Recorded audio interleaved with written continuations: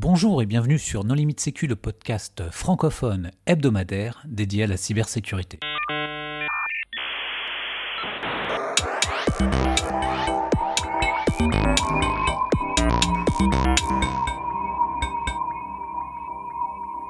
Alors aujourd'hui, il y a un épisode un peu particulier sur un sujet d'actualité avec Ivan Kwiatkowski. J'espère que je prononce bien ton nom. Tout va bien. Et ce sujet, c'est le leak de données iSoon. Alors je ne sais pas comment on prononce, mais je ne parle pas chinois, désolé. Alors Ivan, pour commencer, est-ce que tu voudrais bien te présenter en quelques mots ? Ouais, bonjour. Donc, moi je m'appelle Ivan Kwiatkowski. Je travaille pour une société française qui s'appelle Arfang Lab, qui fait un produit EDR. Et depuis quelques mois maintenant, on a une nouvelle équipe dans la société qui fait de la threat intelligence. Donc spécifiquement, on se focalise sur les menaces APT qui pourraient affecter nos clients et pourquoi pas n'importe lesquels qu'on pourrait trouver ailleurs par nos propres moyens sur Internet, source ouverte ou via des flux de données privés. Et notre objectif, c'est d'arriver à comprendre mieux quel est l'état de la menace cyber. C'est de faire des rapports, qu'on pourrait dire, des rapports de renseignement pour arriver à documenter qui fait quoi sur Internet, donc qui sont les groupes d'attaquants qui mènent des activités malveillantes, quels outils ils utilisent. Et puis, de temps en temps, on a de la chance et on a des informations qui fuient qui nous permettent d'avoir un peu plus d'informations sur comment est-ce qu'en plus ils sont organisés. Et donc là, ça va être, je pense, le sujet de notre discussion, qui est que, pour une fois, on a eu l'occasion de regarder un peu en détail les petits secrets d'une entreprise qui est spécialisée dans le vol de données. Et on reparlera un petit peu plus, je pense, des spécificités et puis un peu comment est-ce qu'ils étaient organisés et à quel profit.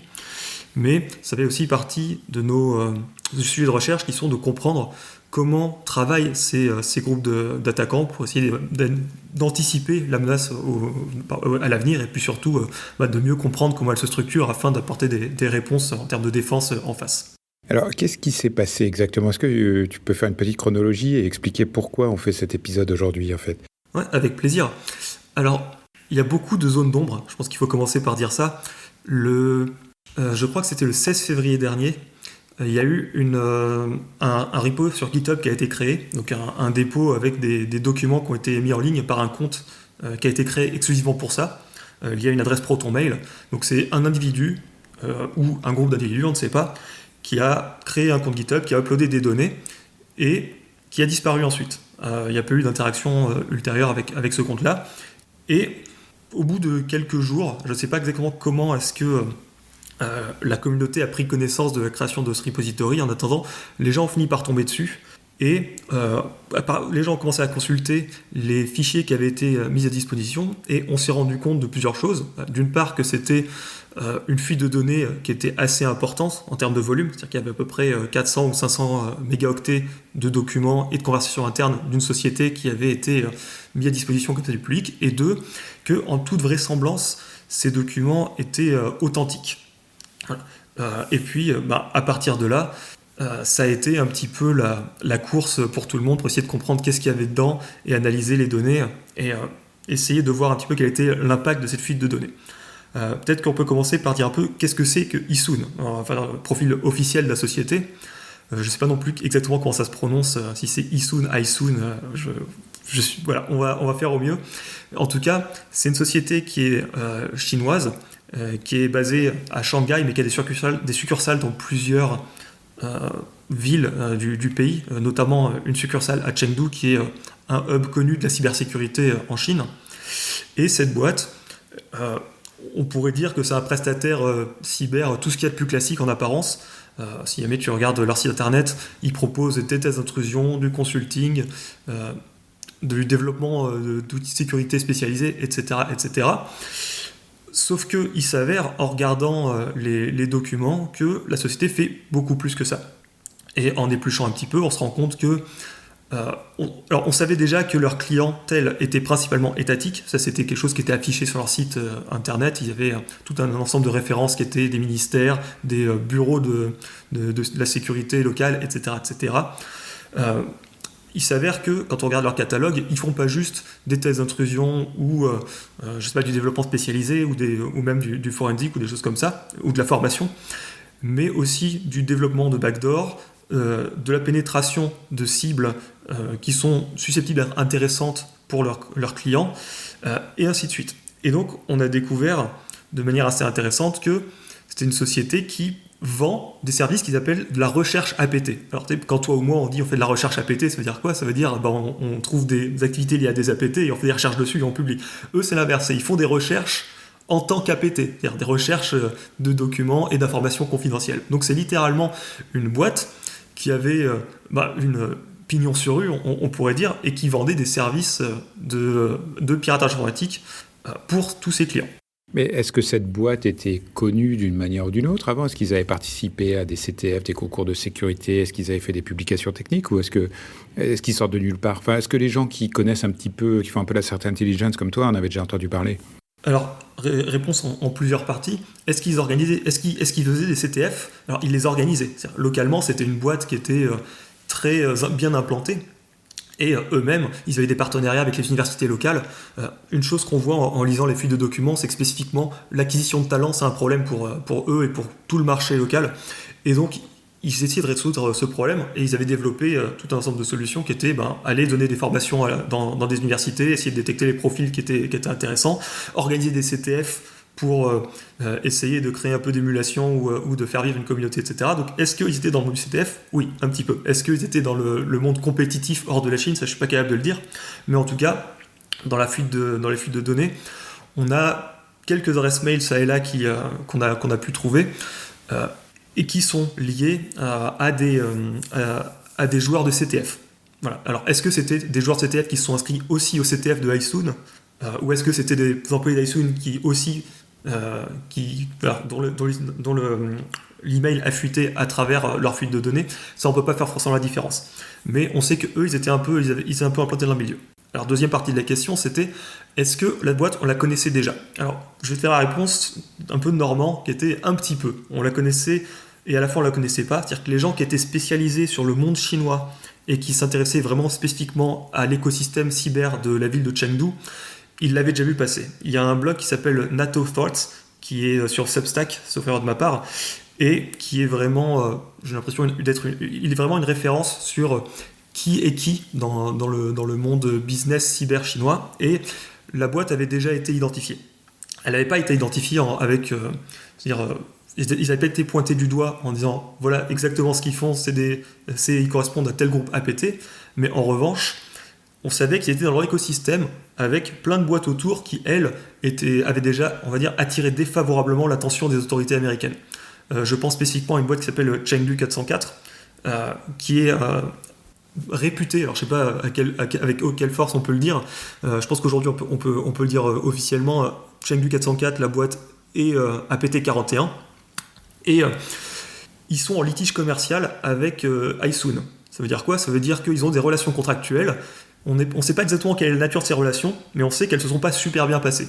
Voilà. On sait que d'une manière ou d'une autre, il y a une des deux boîtes qui attaque l'autre en justice parce qu'il y a un contrat qui n'a pas été rempli. Voilà. C'est aussi quelque chose qu'on voit dans les leaks.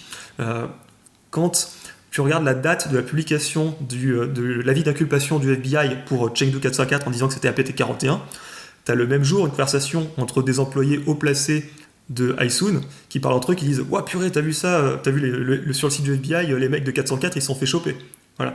Et il n'y a pas une seule seconde où ils disent mais peut-être que c'est pas eux. Non, ils disent d'ailleurs, prochaine fois qu'on les voit, ils devront payer 41 bières. Voilà. C'est plutôt ça la teneur des discussions. Donc il n'y a pas vraiment de doute sur ce sujet. Donc, pour résumer, on connaissait un petit peu la boîte parce qu'elle est dans un environnement où il se passait déjà des choses qui étaient sulfureuses. Et c'est un exemple de plus de un peu cet écosystème cyber de Chengdu où il se passe ce genre d'activité et où on a un ensemble de sociétés qui effectuent des activités APT au profit de leurs clients. Bon, et donc tu récupères ces 400 mégas de documents et de conversations, mais c'est du chinois au sens propre. Donc qu'est-ce que tu fais à partir de là? Ouais, c'est une très bonne remarque. Effectivement, moi, un des enseignements que j'ai tiré de cette fuite de données, c'est de me dire, il y a 1 an, je pense, 2 ans, c'est sûr, tu m'aurais donné les mêmes documents, j'aurais rien pu en faire. Parce que je ne parle pas chinois, je ne suis pas spécialiste de la région, et je ne suis pas analyste monde Chine, tout simplement. Moi, je fais de la cybersécurité, je peux analyser des données techniques, mais ça va pas beaucoup plus loin que ça. La bonne nouvelle pour nous, c'est que il y a quand même eu des progrès énormes qui ont été faits cette année. Alors, je ne vais pas faire tout le laïus sur l'IA, blablabla, c'est merveilleux et tout, mais les traductions automatiques, je pense que ça a pris une ampleur phénoménale au cours de ces dernières années ou de ces derniers mois. C'est-à-dire que ce que j'ai fait, c'est que je récupère les documents, je les copie-colle dans ChatGPT, et je lui dis, qu'est-ce que ça raconte ? Et ChatGPT est capable de faire de l'OCR sur les documents automatiquement, et puis de les traduire, et éventuellement, quand c'est des grandes conversations, de me les résumer. Voilà. Ou alors, je peux lui mettre à l'intérieur, c'est pas un truc que j'ai fait, mais potentiellement, c'est quelque chose qui est possible. J'aurais pu lui envoyer tout le corpus, et l'entraîner dessus, entre guillemets, ou faire je sais pas comment on appelle ça en français, un fine-tuning, ou un embedding.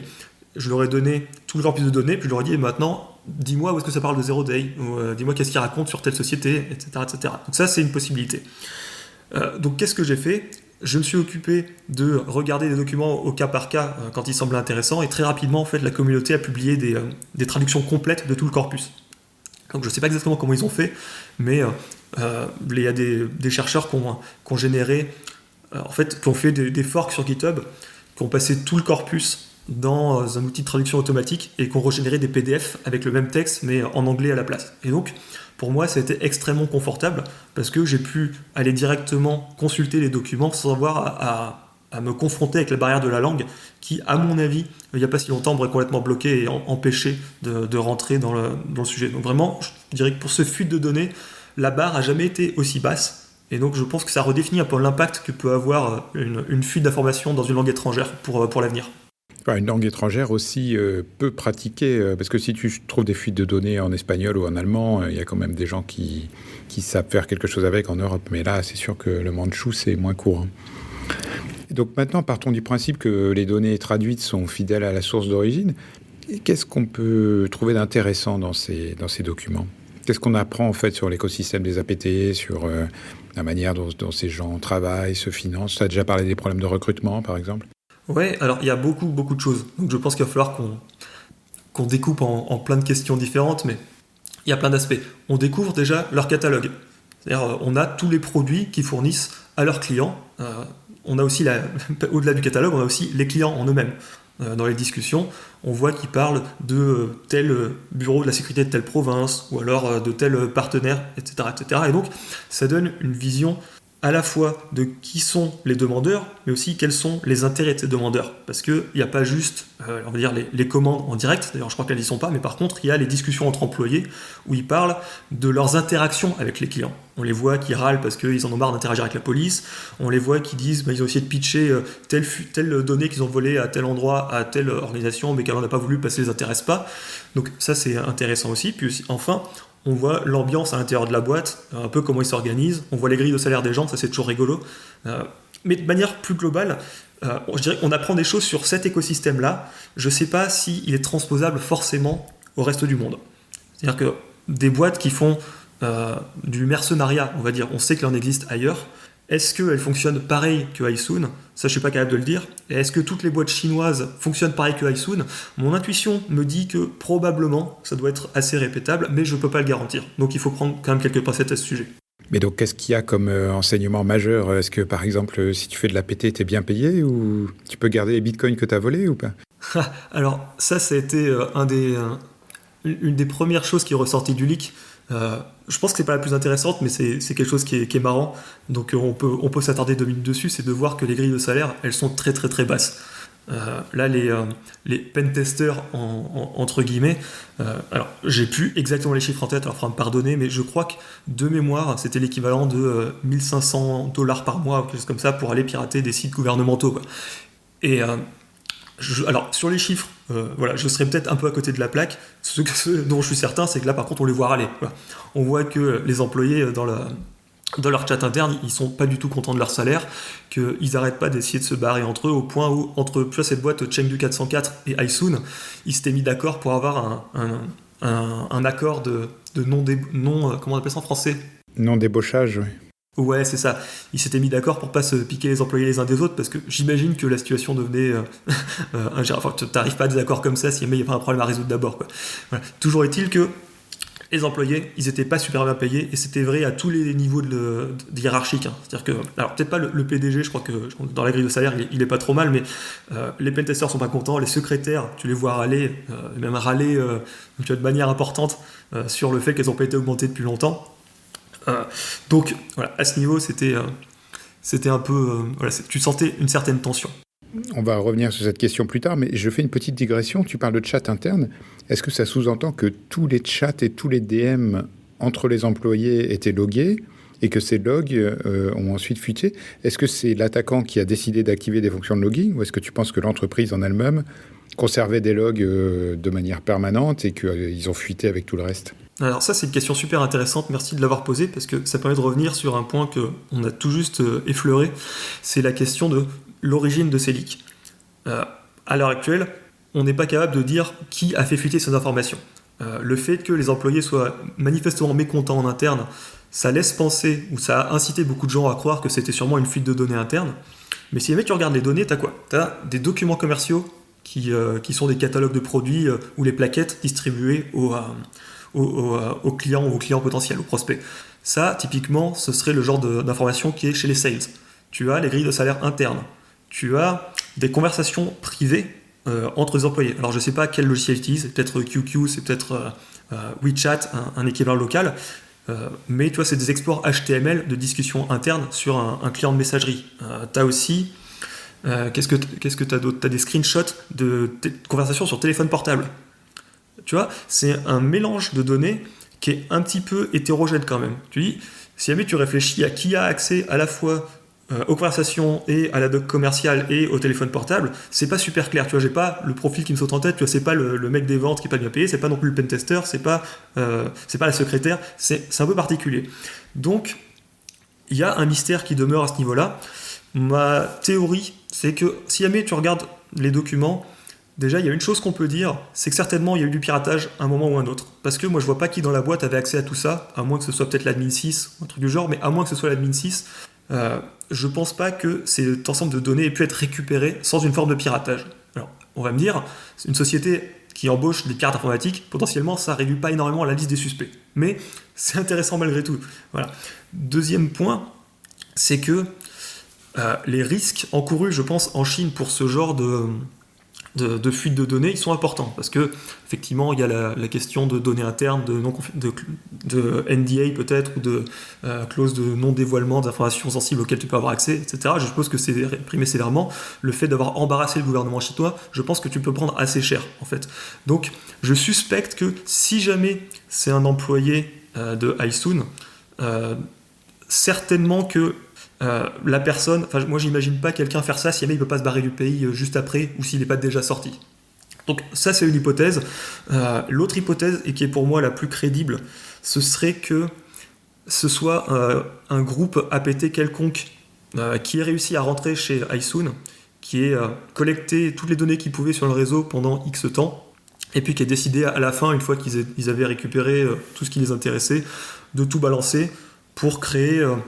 alors, soit un incident diplomatique, le terme est un peu fort, même si honnêtement, on en reparlera quand on regardera la liste des victimes, mais ça met la Chine dans une position qui est un petit peu délicate par rapport à certaines déclarations publiques.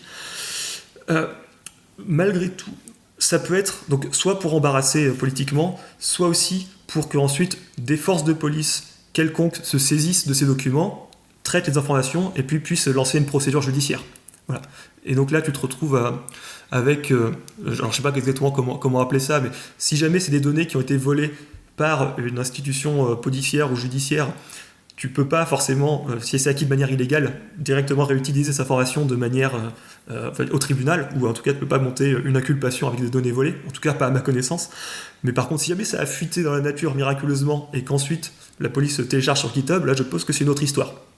Donc ça peut être une autre visée de ce type d'opération qu'on appelle de hack and leak. Pour moi, c'est le plus probable, c'est qu'effectivement c'est un groupe APT ou une agence gouvernementale quelconque qui est rentré dans leur réseau et qui a fait fuiter les données.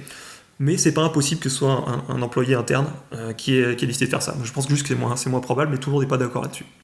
Effectivement, et peut-être qu'on n'aura pas le fin mot de l'histoire. Est-ce que ces données sont fiables d'après toi? Parce qu'il y a eu des fuites par le passé où une partie des données en fait avait été générée manuellement, ou tu vois, c'était un mélange de vrai et de faux. Est-ce que tu parles de clients embarrassants? Est-ce qu'il est possible que ces clients aient été ajoutés artificiellement, ou est-ce que 100% des données sont authentiques? C'est une question qui est assez compliquée. La première chose qu'on peut dire, c'est que l'ensemble, la majorité des documents est très vraisemblablement fiable. Pourquoi ? Parce que dans une interview, il y a eu une question qui a été posée par Associated Press aux États-Unis. C'est l'agence américaine, ils ont posé les questions à Aisun un peu après la fuite. Ils ont demandé alors qu'est-ce que c'est que cette fuite de documents. La réponse c'était pas ils sont tous faux et c'est une machination. La réponse était on est en train de regarder comment est-ce qu'ils ont pu se retrouver dans la nature. Donc ce qui sous-entend déjà qu'ils ne sont pas en train de contester la véracité. Mais tu soulignais à raison que potentiellement, c'est pas parce que la majorité des documents sont légitimes qu'il n'y a pas des modifications qui ont été faites dedans subtilement. Et ça, c'est un peu plus compliqué à évaluer. On n'est pas vraiment capable de dire... Actuellement, personne n'a trouvé de documents ou de modifications qui laisseraient penser qu'il y a eu des données qui ont été insérées. Il est possible qu'il y ait des données qui aient été supprimées. Ça, on ne le saurait pas. Donc ça peut être une fuite de données sélective ou partielle. On n'est pas capable de le dire. Je pense qu'on n'aura jamais le fin mot de cette histoire-là. Peut-être qu'un jour, on trouvera quelque chose qui nous laissera penser qu'il y a eu des modifications malveillantes de ce corpus de données. En attendant, ce qu'on peut dire actuellement, c'est que dans les petites informations qu'on a réussi à extraire en termes d'IOC, d'indicateurs de compromission qui étaient à l'intérieur, il y a eu des corrélations qui ont pu être faites avec des campagnes APT existantes. Et donc ça laisse penser au moins une chose, c'est que parmi ce qu'on voit, il y a forcément du risque. C'est trop cohérent pour arrêter une machination complète. Voilà. Ça peut être une petite machination ou une machination partielle, mais la base est comme un bon mensonge est au moins constituée de 90% de vérité, quoi. Ok, alors revenons sur les données intéressantes qu'on peut extraire à part les salaires. Tu mentionnes des campagnes APT, des cibles embarrassantes. Qu'est-ce qu'on a dans ce domaine ? Alors, beaucoup de choses. Moi, je trouvais que ce qui était intéressant, c'était déjà le catalogue. Donc, la boîte, qu'est-ce qu'ils vendent ? Alors, ils vendent plein de trucs. Ils vendent à la fois des produits, à la fois des services, aussi des formations, des choses comme ça. Peut-être commençons par parler des services. Donc, le service, c'est spécifiquement recherche APT. Donc, on leur donne une cible, ils rentrent chez cette cible, et puis ils fournissent le renseignement qui correspond. Ce qui m'intéressait, moi, c'était de voir qu'il y avait plein de modes d'opération différents. Ils sont extrêmement flexibles, en fait, sur le catalogue. Ça peut être soit on leur donne une cible, et puis ils trouvent l'accès à cette cible, et ils donnent la porte d'entrée à leur commanditaire, et puis ensuite le commanditaire rentre dans le réseau, et il exploite comme il veut. Ça peut être eux qui rentrent dans le réseau, qui téléchargent toutes les données, et ensuite qui donnent les documents volés aux commanditaires. Et ils ont même un dernier mode d'opération, qui est carrément le mode tout intégré, où ils se comportent comme un service de renseignement privé.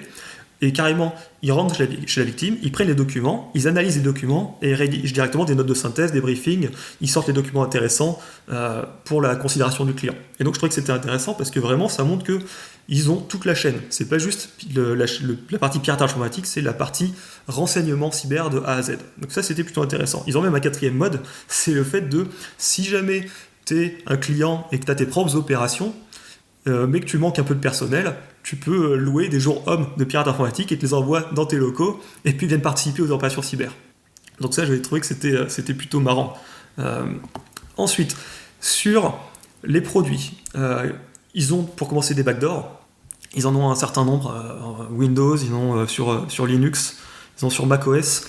Pas grand-chose de très intéressant à dire sur ces backdoors-là parce que même quand tu regardes le catalogue et puis les fonctionnalités qui sont présentées à l'intérieur, c'est vraiment... ça va pas chercher bien loin. Il n'y a pas un niveau de sophistication particulièrement élevé. Tout ce qu'ils veulent, c'est avoir des downloads exécutes qui peuvent exécuter des commandes arbitraires et plus ou moins un point, c'est tout. Que ça se fasse pas trop détecter. Un point intéressant, c'est que quand on regarde un peu les noms internes qui fuient sur les screenshots, on a l'impression que ce qu'ils vendent, c'est du Winty et du Shadowpad, qui sont des backdoors bien connus, des gens qui travaillent sur les APT chinoises. Alors, ma théorie personnelle, c'est que c'est eux les développeurs de Shadowpad et que c'est eux qui le revendent à tout l'écosystème. D'ailleurs, ils vendent avec le code source. Donc pour moi, ça expliquerait pourquoi est-ce qu'on se retrouve avec plein de variantes de Shadowpad dans tous les sens sur toutes les APT qui sont liées à la menace sinophone. Donc il y a cet aspect-là. Et puis je pense que Winty, ce serait plutôt une backdoor qu'ils ont acheté à des partenaires ou des concurrents et qui utilisent eux-mêmes dans leurs propres opérations. Un point qui saute aux yeux quand on regarde leur virus, c'est de voir que même ces virus pas super sophistiqués, ils sont un peu en galère pour les maintenir. Dans le sens où, tu vois, dans les conversations où ils parlent avec je sais pas qui en disant ouais, pour telle opération il nous faut une backdoor Linux, et puis ils disent ah mais en fait on n'en a pas, est-ce que tu peux demander à machin de telle boîte s'il peut pas nous en filer un, quoi. Ils en sont là, quoi. Alors que tu pourrais te dire faire un download execute en Linux, c'est pas super compliqué en fait. Globalement c'est un petit peu la backdoor jetable que tout APT va avoir à profusion. Mais voilà, pour eux, la partie dev, c'est un peu compliqué. Voilà, on voit que peut-être que c'est pas leur cœur de métier tout simplement, mais que cet aspect de développement de backdoor, bon, ils le font parce qu'il y a des besoins et pour leurs propres opérations, mais ils sont pas à fond dessus, quoi. Excuse-moi de t'interrompre, mais du coup, je me pose une question sur la taille de la boîte, parce que tu dis qu'ils sont capables de mener des opérations de bout en bout, qu'il y ait des développeurs. Enfin, donc est-ce qu'ils ont des linguistes, des gens qui parlent et c'est quoi comme chiffre d'affaires, comme nombre d'employés? On se parle de quoi? Alors, on se parle d'une boutique de 20 personnes ou on se parle d'une multinationale, une ESN Le chiffre d'affaires, je suis pas capable de te le donner. Par contre, ils sont, d'après leur immatriculation sur le société.com local, 70 personnes environ, en sachant que dans leur slide sur leur équipe APT, ils prétendaient être 3 équipes de pentest plus une équipe de support. Voilà. Donc je sais pas exactement combien de personnes ça représente, mais je dirais pas énorme, tu vois, je dirais des équipes, c'est peut-être 5 personnes chacune. Donc disons à la louche, ils sont 20 personnes qui font vraiment la partie la sécu APT, et puis le reste, peut-être des gens qui font les services légitimes, on va dire, ou alors les commerciaux et le support technique, les staff administratifs. Voilà, je pense que c'est ça. Ok, donc tu disais qu'ils étaient en galère de backdoor Linux et qu'ils faisaient des deals avec leurs concurrents, et je t'ai interrompu à ce moment-là, tu allais passer sur un autre point. Ouais, en fait, même toujours sur le plan des backdoors, moi un truc qui m'avait stupéfait complètement, c'était de voir dans une discussion que sur un appel d'offres, ils étaient en train de dire, bon, si jamais le client machin il trouve que c'est trop cher, bah, pour faire baisser la facture, il a qu'à nous donner sa propre backdoor, et on utilise sa backdoor de notre opération, et auquel cas bah, on lui déduit le prix de la backdoor du devis, quoi. Et pour moi, alors ça c'est un thème qui va revenir, mais c'était hyper frappant de me dire qu'il y a une telle porosité entre les clients et puis la société iSoon, et je suppose que ça pour le coup c'est vraiment répandu sur tout le tissu industriel local, telle porosité que entre les clients manifestement étatiques et puis le prestataire privé, ils sont prêts à se donner les backdoors, à se les échanger, il n'y a pas de problème avec ça. Moi, ma compréhension de l'écosystème occidental serait que, t'imagines, t'es en discussion avec je sais pas quel ministère de je sais pas quel pays européen, mais jamais ils te donnent leur backdoor, quoi. Jamais ils te permettraient de regarder qu'est-ce qu'ils utilisent en opération, pour ensuite ils permettraient de corréler tout ce qu'ils ont fait partout ailleurs sur la planète. Donc ça, pour moi, c'était vraiment marquant, parce que ça montrait que ils sont vraiment, c'est quoi l'expression, ils sont cul et chemise, quoi. En fait, c'est vraiment entre public et privé. Là, c'est tout pareil, en fait. Voilà. C'est comme si c'était la même maison. C'est un peu le principe du communisme, non? Tout est public. Ouais, c'est ça, tout est partagé, tout est mis en commun, et effectivement, là, au niveau des backdoors, c'est un truc qui se voit très très bien. Le Shadowpad, c'est tout le monde l'utilise localement, on le voit partout, et effectivement, on peut dire qu'il y a un vrai communisme cyber qui est fait à ce niveau-là. Ok, alors est-ce que tu vois d'autres choses intéressantes, en particulier dans la liste des cibles ou dans la façon dont ils vont aller attaquer des services en ligne, par exemple? Alors ouais, plein de choses.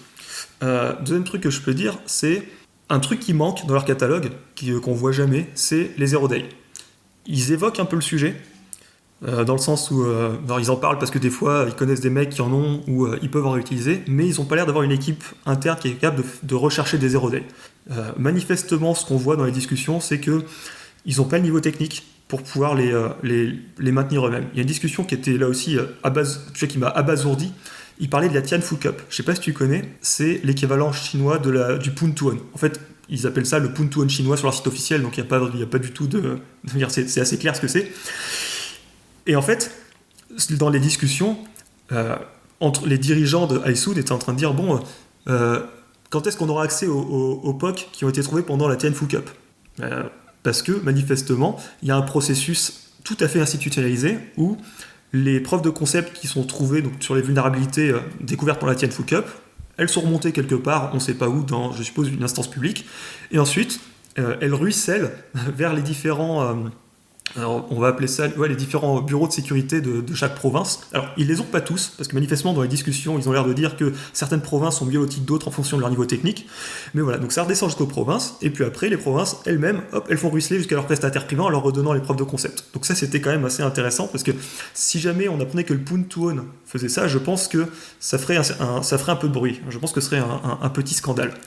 Ce qui était intéressant dans ces conversations aussi, c'était de voir que quand on parlait de récupérer les preuves de concept, les mecs de Isoon, ils disaient plutôt alors on pourrait les récupérer, on les récupérer à terme, mais par contre c'est juste d'époque, et les transformer en vrais exploits fiables et stables, c'est vraiment super compliqué, ça sous-entendait qu'ils n'avaient pas forcément la capacité en interne de le faire, et ils disaient plutôt bon, on va attendre que quelqu'un s'en occupe, et puis après que ça se répartisse dans la communauté, quoi.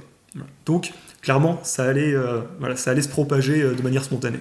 Mais tu veux dire qu'en fait, ils n'ont pas la capacité à faire des one day non plus, c'est-à-dire à prendre des failles assez récentes et à écrire des exploits fonctionnels avant que les gens aient le temps de patcher? Eh ben, je suspecte que c'est pas le cas. Alors ça veut pas dire que l'écosystème n'est pas capable de le faire dans son ensemble. Qu'on soit bien d'accord, il y a des chercheurs de vuln d'origine chinoise qui sont extrêmement bons. Je crois que la team Pangu, qui fait des jailbreaks iOS, ils sont de là-bas. Eux, ils sont largement capables de faire ces choses-là. En tout cas, Isoon spécifiquement, en interne, manifestement, la capacité de recherche et stabilisation de vulnérabilité, c'était pas un truc qu'ils maîtrisaient très bien. Voilà. Et donc, c'est un grand absent du catalogue. Il mentionne quelques failles de temps à autre. Il évoque une fois Microtik, une fois peut-être Fortinet, je suis plus sûr à 100%, et il parle d'une vulnérabilité pour soit QQ, soit WeChat, un truc comme ça qui permet d'identifier l'utilisateur, mais ça vient pas de chez eux. Alors c'est vraiment des trucs qu'ils récupèrent, que quelqu'un d'autre leur a donné, puis après qu'ils peuvent utiliser pour leurs propres besoins. Ok, c'est effectivement une information intéressante parce qu'on parle beaucoup du coût des zero day et de leur utilisation dans l'écosystème. J'ai presque envie de te poser une question troll, même si c'est pas encore la fin de l'émission, mais est-ce qu'ils parlent de l'IA aussi? Ou est-ce qu'ils utilisent l'IA pour générer des exploits et trouver des failles ou pas du tout? Alors c'est pas une question troll et j'allais y venir. En fait, ils parlent effectivement d'IA et je pense que ça c'est un des points secrètement les plus intéressants de ce leak. Parce que ils vendent dans leur catalogue beaucoup de plateformes à leurs clients, et ces plateformes, elles font plein de trucs. Bref, ils en ont, je pense, une bonne douzaine de plateformes différentes qui, à mon avis, sont toutes basées sur le même moteur. Et qu'est-ce qu'elles font? C'est des plateformes dans lesquelles tu balances des informations. Ça peut être des bases de données volées, ça peut être des documents, ça peut être des données prises chez les opérateurs télécoms, par exemple, ou des bases nationales de cartes d'identité, enfin, peu importe. T'imagines des données ou structurées ou déstructurées. T'imagines, t'es un service de renseignement, t'as 14 gigas de fichiers à plat et t'as envie de les exploiter. Ça, en fait, c'est un problème. C'est un problème parce que ça fait beaucoup de documents à lire. Comme tu peux imaginer déjà, tu vois, le lit Isoon de 500 mégas, ça m'a pris un peu de temps. Ouais, tu vois. Et donc, eux, le problème qu'ils ont, c'est celui-là. Ils ont beaucoup de documents et ils savent pas comment est-ce qu'ils peuvent efficacement les analyser. Donc ils ont développé des plateformes. Ils en ont une spéciale pour les sites de paris en ligne. Ils ont une spéciale pour les données télécom. Ils ont une plateforme spéciale pour les emails qui viennent de Exchange, etc., etc. Et ces plateformes, c'est une espèce de gros framework avec... alors je sais pas qu'est-ce qu'ils ont comme techno à l'intérieur, mais en tout cas c'est une base de données, un dashboard qui permet de faire des requêtes sur les données récupérées. Et dedans, il y a, dans les docs commerciales, des mentions de l'IA, justement. Ils font du deep learning pour automatiquement trier, classifier, sélectionner. Alors, ils n'expliquent pas comment et pourquoi, mais on peut faire quelques hypothèses. Par exemple, ils ont cette plateforme qui s'appelle le Microsoft Secret Extraction Platform, ou je sais pas quoi. C'est quoi? C'est une espèce de plateforme qui peut envoyer automatiquement des liens de phishing aux victimes, et qui, une fois que la victime a cliqué, va siphonner automatiquement les mails. Donc c'est-à-dire que dès qu'il y aura un nouvel mail qui va arriver, elle va récupérer. Ils ont la même chose pour Twitter, tu te fais ficher ton compte Twitter, mais après, ils récupèrent tous les tweets que tu fais, ils récupèrent les messages privés au fur et à mesure qu'ils arrivent, et ainsi de suite. Et puis ça, tu peux le décliner pour toute source de données. Une fois que tu as, 14 gigas de mails, à trier, c'est un peu compliqué. Mais si jamais tu mets un modèle de deep learning, je pense qu'il peut te faciliter la vie. Il parle par exemple de reconstituer les graphes sociaux de manière automatique. Par exemple, si tu vois, tu as un email qui parle de José, peut-être que le modèle de deep learning est capable de dire « Ok, José, c'est sûrement josé.truc@domdomaine.fr qu'on a vu dans un autre mail plus tôt. » Ils peuvent aussi faire de l'analyse de sentiments. Ils peuvent faire de l'extraction aussi de relations, enfin de nature de relations entre les employés, je présume. Par exemple, on peut dire, voilà, je vois que machin et machin, ils parlent souvent ensemble, et en fonction du niveau de politesse qui est utilisé, peut-être que machin c'est le boss de l'autre, ou peut-être qu'ils sont potes sur des postes équivalents, etc. Je pense qu'ils reconstruisent des graphes comme ça. Je pense pas qu'ils en sont au niveau LLM, où ils balancent tout dans un modèle de langage et qu'ils commencent à poser des questions directement au modèle. Mais ce qui est sûr, c'est qu'ils ont développé des modèles d'extraction et de classification d'informations volées. Et ça, je trouve que c'est vachement intéressant. Pourquoi ? Parce que ça montre un truc.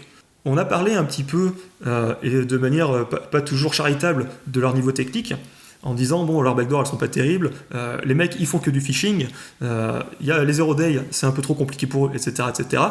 N'empêche que le constat qu'on fait, quand on regarde le catalogue, c'est quoi ? C'est de dire, les mecs, ils ont tellement de données que ce sur quoi ils investissent, c'est comment arriver à les traiter. Voilà. Ils n'ont pas de problème pour rentrer chez leurs clients, ils n'ont pas de problème pour rentrer chez les victimes, ils n'ont pas de problème pour voler plus de données. Là, ils en ont trop, en fait. Le problème technique qu'ils cherchent à résoudre, c'est pas comment on pirate mieux les gens. C'est maintenant qu'on est trop efficace à pirater les gens, comment on fait pour gérer la volumétrie, parce que là on s'en sort plus. Et ça, c'est hyper intéressant pour moi. Alors ça montre que, la liste des victimes d'ailleurs, et parlons de ce sujet, on en reparlera plus tard, mais ça montre qu'ils ont beau être d'un niveau technique qui est moyen moins, voire faible, ils ont un succès opérationnel qui est incontestable, et ils ont réussi à dérober des quantités de données astronomiques. On le voit aussi dans la variété des données de victimes qui ont fuité dans ce leak. Il y a par exemple des données d'opérateurs télécoms, il y a des données de compagnies aériennes, tout ça. Donc ça fait beaucoup de victimes, prestigieuses pour la plupart, c'est beaucoup de gouvernements à droite, à gauche. Donc le fait qu'ils aient décidé que c'était là-dessus qu'il fallait investir, donc à savoir traiter la donnée volée, et qu'ils aient décidé que l'IA c'était la bonne manière de faire, je trouve que c'est super intéressant. Et je pense que maintenant qu'on est en 2024, à mon avis, la prochaine évolution technologique, ça va être de remplacer leur modèle de deep learning par des modèles de langage, certainement. Voilà, c'est à ça que je m'attends. Bon, tu tournes autour du pot depuis le début de l'émission. Je pense que les auditeurs sont bien teasés, là. Donc, c'est quoi cette liste de victimes high profile dont tu parles ? Ouais, alors, écoute, on peut y aller. Ils sont sur les 5 continents. On peut commencer par dire ça. Ils ont un vrai focus sur tout ce qui est Asie. Vraiment, c'est leur cœur de métier. On a quelques victimes qui sont après un peu éparpillées partout dans le monde, mais ils sont vraiment concentrés sur ça. Après, en Asie, qu'est-ce qu'on a ? On a du Pakistan, Afghanistan, Kyrgyzstan, Kazakhstan, Inde, Népal, Malaisie, Thaïlande, Vietnam, j'en saute, Mongolie, Taïwan, Corée du Sud, Philippines. Alors, Chine, il y a de la Chine effectivement, parce qu'ils font aussi du renseignement domestique. On voit des références aux communautés tibétaines et aux Ouïghours. Spécifiquement, il y a un appel d'offres auquel ils répondent, qui est spécifiquement dédié à la province alors, je ne sais pas si c'est une province, le Xinjiang, ou si c'est une autre appellation, mais en tout cas, cette région-là, où il y a le Xinjiang avec la communauté ouïghour dedans, qui est le centre d'attention médiatique depuis quelques années, ils répondaient à un appel d'offres du bureau de sécurité locale pour les aider justement à faire face à la menace terroriste. Voilà. Donc ça fait partie du catalogue. On a étonnamment le Royaume-Uni. Royaume-Uni, ils ont pété plein de trucs là-bas. On a quoi ? On a le ministère de la Justice, le Trésor, le British Treasury, je ne sais pas comment on traduirait ça. Ils ont les départements du business, de l'énergie, de la stratégie industrielle, département du transport, la NCA, la National Crime Agency aussi, des think tanks locaux. On suspecte que la raison pour laquelle ils soient si intéressés par la Grande-Bretagne, c'est à cause des liens avec Hong Kong. En tout cas, pendant qu'il y avait des révolutions. Alors, Hong Kong aussi, il y avait des victimes là-bas. En France, tout le monde en a parlé, il y a eu un mec de chez Sciences Po qui, le pauvre, ne savait pas pourquoi il était là-dedans. On avait le ministère des Finances roumain, le secrétaire des Affaires européennes de la Macédoine. Aux États-Unis, on a un think tank. Au Pérou, on a l'armée. On a du Moyen-Orient avec la Turquie, Palestine. En Afrique, ils sont un peu présents, mais pas beaucoup. C'est-à-dire qu'il y a des victimes militaires en Afrique du Sud, la Banque nationale Éthiopie, des cibles gouvernementales en Égypte. Enfin bref, ils sont vraiment partout. Ce qui les intéresse, c'est quoi ? Ça va être tout ce qui est renseignement stratégique, donc militaire, renseignement, université. Ils ont fait pas mal aussi. Dans les appels d'offres, on voit que les clients demandent des choses comme la base de données nationale de toutes les cartes d'identité avec les informations personnelles qui sont associées. Par exemple, je crois que spécifiquement il y a une référence à l'Inde dans un des appels d'offres pour lequel le client il demande pour l'Inde la liste de tous les comment je sais pas comment on pourrait appeler ça, mais voilà, la liste de tous les individus de la population indienne avec à côté parmi les deux informations, ils veulent la date de naissance, l'adresse postale, ils veulent je sais pas comment on appelle ça, l'ethnicité ou la caste à laquelle ils appartiennent, etc., etc. Enfin bref, la totale, quoi. Ils ont piraté des compagnies aériennes. C'était lesquelles? Il y a Air Vietnam qui est dedans, je crois qu'il y a Air Macao aussi. Ils ont pété des opérateurs télécoms pour récupérer toutes les factures détaillées, donc qui a appelé qui, à quel moment, à quelle heure, plus la géolocalisation. Enfin, tout ce que tu pourrais imaginer qui est lié à ces séries de renseignements, c'était pour eux, quoi. Est-ce qu'il y a quoi que ce soit là-dedans qui peut être corrélé avec des affaires publiques? Ou est-ce que finalement, il n'y a que les affaires de ransomware qui deviennent publiques parce qu'il y a des interruptions de service, mais tous ces cas d'espionnage, en fait, ont été... ou peut-être que les clients ne l'avaient même pas détecté et que c'est pour ça qu'il n'y a pas d'affaires publiques associées? Alors, dans beaucoup de cas, c'est quand on fait des rapports sur des campagnes à péter et qu'on publie ce qu'ont fait les attaquants dans le contexte de cette campagne, en général, on ne publie pas le nom des victimes. C'est-à-dire que tu vois, quand j'écris un rapport pour Arfanglab, si jamais on a trouvé des victimes européennes, on pourra dire des choses comme un ministère français ou alors des ministères des Affaires étrangères européens. Mais on ne va jamais pointer du doigt exactement quelle est la victime pour des raisons diplomatiques, commerciales, enfin tout ça, quoi. Donc, c'est pas parce qu'il n'y a pas eu d'article de presse sur ces victimes que c'est pas déjà des campagnes qui avaient été documentées. Voilà, c'est peut-être des choses que des gens avaient déjà vues, mais qui avaient été évoquées de manière un petit peu floue pour plein de bonnes raisons qui n'ont rien à voir avec la threat intel et tout à voir avec la politique. En revanche, ce qu'on peut dire, c'est que grâce aux informations qu'on a vues dans ces fuites de documents, sur pas mal de screenshots, on voit des adresses IP, on peut voir dans les conversations aussi, on peut voir des mecs qui se donnent les credentials pour se connecter à des serveurs qui sont des serveurs de command and control. Et en fait, quand on corrèle ça avec des rapports qui avaient déjà été publiés, on voit que Trend Micro, E7 et d'autres sociétés avaient déjà écrit sur les campagnes en question. Voilà, donc, tu vois, par exemple, l'exemple que je peux donner, c'est dans un des screenshots, on voit une capture d'écran de la backdoor qui est liée à Shadowpad et qui est préconfigurée avec l'adresse IP qui est à l'intérieur. En fait, si tu regardes cette adresse IP, tu tombes sur un rapport de Citizen Lab qui datait de, je crois, 2021 et dans lequel ils évoquaient des attaques contre des universités à Hong Kong. Voilà. Donc, effectivement, on avait déjà connaissance de certaines activités qu'ils avaient conduites. Voilà. Mais on ne savait pas forcément que c'était eux qui étaient derrière. Voilà. Mais je pense aussi que, certainement, il y a un ensemble de victimes là qui vont découvrir qu'ils avaient été piratés, parce que vu le nombre, c'est impensable que tous aient été au courant. C'est aussi impensable qu'aucun ne l'ait été.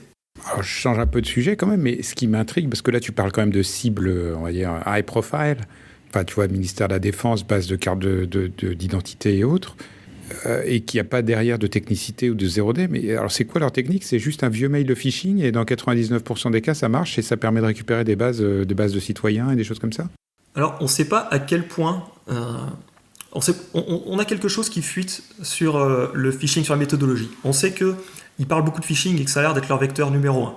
Voilà. Peut-être que quand il y a des 0D qui tombent sur GitHub, ou des one day qui arrivent, qui permettent d'exploiter, je sais pas, Shellshock ou dernière vulnérabilité Ivanti ou je sais pas quoi, je pense qu'ils se jettent dessus, évidemment. Quand une fois que c'est bien stabilisé, bien armé pour être décliné en opération, je pense qu'ils s'en servent. Mais ils parlent beaucoup de phishing. Ils disent ouvertement qu'ils sont bons là-dessus, je pense que c'est sûrement vrai. Et il y a un document dans lequel ils parlent un tout petit peu de méthodologie, spécifiquement quand ils envoient un lien, le lien malveillant à la victime, qui peut être soit un téléchargement d'un exécutable, soit, je présume, un lien pour s'identifier sur un faux portail avec du clonage de site web, et puis le fait de taper son login mot de passe pour la victime pour que ces mots de passe soient collectés. Ils expliquent qu'avant d'envoyer ce lien-là, il faut qu'il y ait une vraie conversation avec l'employé. C'est-à-dire qu'ils vont pas, enfin l'employé, la victime, ils vont pas envoyer un mail à la victime de but en blanc lui dire vas-y clique là-dessus, mais ils vont ouvrir une conversation.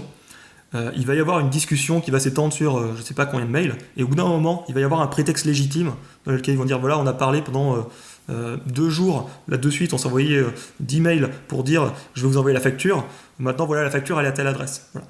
Et donc, Quand il réfléchit comme ça, tu te dis que probablement, effectivement, c'est du phishing et c'est pas très sexy, mais je connais pas beaucoup de boîtes, même, tu vois, y compris en Europe et même des boîtes prestigieuses, chez lesquelles l'employé finirait pas par cliquer sur la pièce jointe malveillante ou sur le lien, après avoir une discussion où la confiance a eu le temps d'être établie. Tu vois. Donc je pense que là-dessus, ils n'ont pas cherché plus loin, encore une fois, parce que ça marche.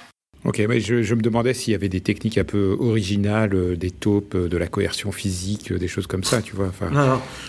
Ou si on reste vraiment sur du basique, login mot de passe sans second facteur, depuis un bouncer dans un pays improbable, et ils arrivent à se loguer avec ça, quoi.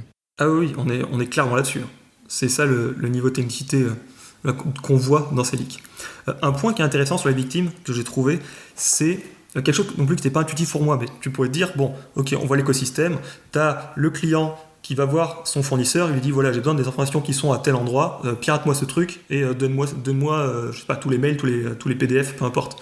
En fait, il y a aussi un autre mode d'organisation qu'ils ont, qui est que des fois, ils s'auto-saisissent, entre guillemets, sur des dossiers. Ça veut dire quoi ? Ça veut dire, ils disent, on pense que telle boîte ou tel gouvernement, ça va intéresser nos clients, et du coup, on va les pirater, on va prendre toutes les données, et puis après on va les pitcher, les données volées à notre client, et peut-être qu'il les achètera. Et du coup, tu vois des fois des conversations aussi où ils sont un peu deg, parce que ils disent, voilà, on est rentré chez machin, on a toujours l'accès, mais ils en veulent pas, et du coup on a bossé pour rien. Voilà. Et ça, pour moi, aussi, c'est un peu un renversement qui est tout à fait surprenant, parce que peut-être que je me voile la face sur le modèle occidental, mais j'ai vraiment du mal à imaginer que je sais pas, en Europe, tu puisses avoir des boîtes qui d'abord vont péter des cibles, prendre les documents et puis après essayer de les revendre. Et tu pourrais dire, non, au moins si jamais ils bossent pour le gouvernement, il y a une espèce de due process qui est en place et où, je sais pas, un gouvernement va aller leur dire, allez, vous avez un périmètre qui est microscopique et vous avez droit à telle cible sur telle adresse IP éventuellement, et puis vous restez juste là-dedans. Là, c'est vraiment full open bar, ils font ce qu'ils veulent, et puis après ils essaient de revendre au bureau le plus offrant, quoi. Et moi, ça m'a vraiment surpris. Alors, je ne suis pas juriste, et on a fait un épisode sur la cyberguerre, et je crois que la délégation de l'usage de la force dans les systèmes judiciaires, légaux européens et occidentaux, c'est quand même très compliqué. Tu ne peux pas payer quelqu'un pour aller faire la guerre à ta place, ou la cyberguerre à ta place. Mais je ne vais pas m'aventurer sur ce terrain.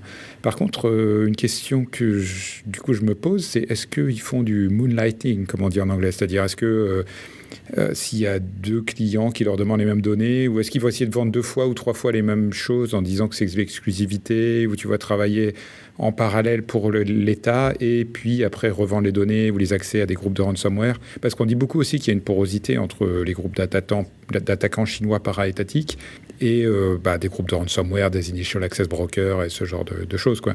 Alors, c'est possible. Ça, si jamais c'est le cas, je les ai pas vus. C'est-à-dire, je pense que ça doit bien arriver, mais j'ai pas trouvé d'informations dans les leaks de la conversation qui me laisseraient penser qu'ils ont fait ça. Voilà. Donc, je peux pas m'exprimer sur ce sujet. Ok, il y aurait encore énormément de choses à dire, mais on approche les 1 heure d'émission et tu as publié en ligne une étude assez circonstanciée qu'on mettra en référence et que j'invite les auditeurs à aller consulter. Est-ce qu'il y a peut-être un dernier sujet que tu voudrais aborder en guise de mot de la fin ? Ouais, il y a 2-3 petits trucs que je peux dire rapidement qui m'ont paru assez intéressants dans ce leak. Par exemple, parmi les choses qu'ils vendent, ils ont une espèce de plateforme d'attaque qui est en fait une sorte de distribution. Ils te vendent un laptop qui est avec un Windows préinstallé avec plein d'outils de piratage open source. Donc ça, c'est manifestement vendu à leurs clients qui sont encore moins experts techniquement.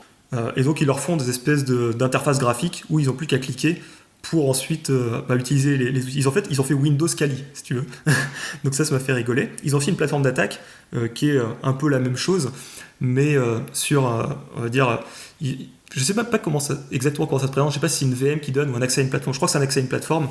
Et en tout cas, ils expliquent qu'ils ont un super framework qui est codé en Ruby, qui fait tout, genre du scan de port, qui fait qui peut faire de l'exploitation automatique, etc., etc. Bon, en fait, je dis pas qu'ils ont rien fait, parce qu'il y a une interface graphique qui est super jolie, tu vois, sur le screenshot, mais ils ont repackagé Metasploit, Meterpreter, Nmap, SET pour le Social Engineering Toolkit, et tous ces trucs-là. Donc, ça, c'est une autre dimension que je trouve parlante, c'est le fait qu'ils n'essaient pas de créer des nouveaux outils, Mais par contre, les outils qui existent et qui sont on va dire, plus ou moins l'état de l'art du domaine, ils essaient de les adapter pour qu'ils soient plus faciles à utiliser pour des utilisateurs non techniques. Qu'est-ce que ça veut dire ? Ça veut dire que manifestement, il y a un skill gap dans l'écosystème, que tout le monde a besoin de faire de la montée en puissance, mais qu'ils n'arrivent pas à trouver les profils. Et donc la seule solution, c'est de baisser le niveau en attendant. Voilà. Donc, ils prennent des outils open source, ils font une jolie interface par-dessus, et puis on croise les doigts, peut-être que ça aidera les gens à pirater. Quoi. Donc peut-être que ça marche, je ne sais pas, je ne me rends pas compte, mais voilà, c'est des choses avec lesquelles ils expérimentent. Ça peut exister. Les sociétés de services qui repackagent de l'open source pour le vendre à des clients, ça se voit sur les 5 continents. Ça ne m'étonne pas. Ouais. Spécifiquement dans le même ordre d'idée, ils ont fait un routeur super anonymisant qui est en fait un routeur qui se connecte à Tor automatiquement. Voilà. Donc les premières années c'est gratuit, le deuxième je crois que c'est $15,000 de mémoire, c'est sympa. Qu'est-ce qu'ils ont fait d'autre ? Ils ont une plateforme prétendument d'influence des réseaux sociaux. Ça, j'ai trouvé ça super intéressant parce que c'est vraiment, quand le leak est sorti, c'est un truc qui a fait les gros titres. Les gens se sont dit, ça y est, les opérations d'influence chinoises, ils nous manipulent, les élections arrivent, c'est une catastrophe.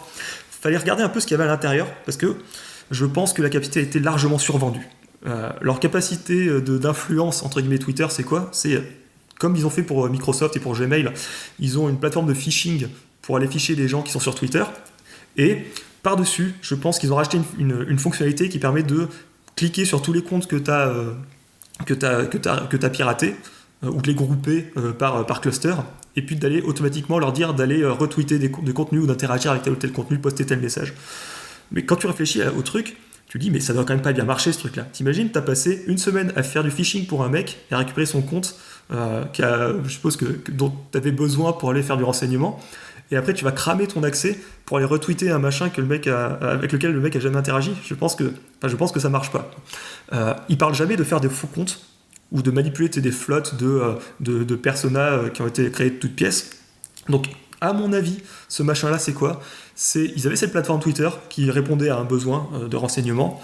Ils ont eu un jour un client, ou vraisemblablement plein de clients qui ont dit faudrait qu'on ait la capacité d'influencer les réseaux sociaux, spécifiquement Twitter. Et plutôt que dire on n'est pas capable, ils ont fait une feature à la va-vite et ils l'ont mis dans le produit. Et derrière, ils ont acheté ça dans la doc commerciale en disant voilà, maintenant ça y est, on fait de l'influence. En pratique, je serais très étonné s'ils avaient fait une seule opération d'influence qui a fonctionné avec cette plateforme.